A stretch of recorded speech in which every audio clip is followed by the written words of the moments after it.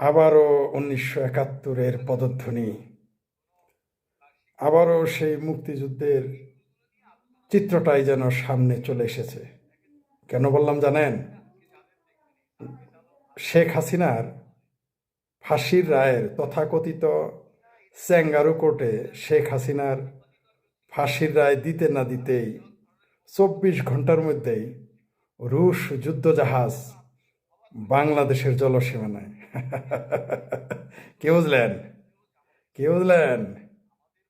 মাত্র 24 ঘন্টা হয় নাই, মাত্র 24 ঘন্টা হয় নাই। ভারত থেকে শেখ হাসিনাকে আনবা, পাকিস্তান থেকেই বঙ্গবন্ধুকে পাকিস্তানের জেলখানায় কবর খুঁড়েও বঙ্গবন্ধুকে ফাঁসি দেয়া যায় নাই।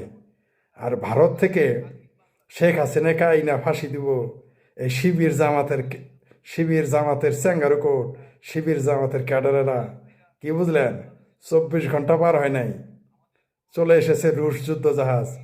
শুধু মার্কিন যুদ্ধ জাহাজ দেখে আর পাকিস্তানের নৌবাহিনী দেখে তো এত খুশি হয়েন না, বুঝছেন?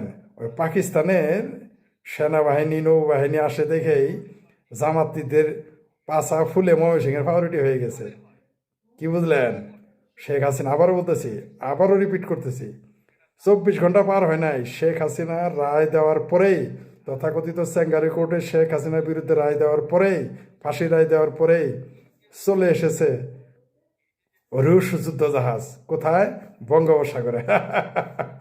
আবার এখানে মজা, লাখ ভেলকি লাখ, চোখে মুখে লাখ, এই যে চোখে মুখে লেগে যাবে ভেলকি, ঠিক সেই 71-এর মতো নৌবহর যুদ্ধ জাহাজ চলে আসতেছে। কি বুঝলেন?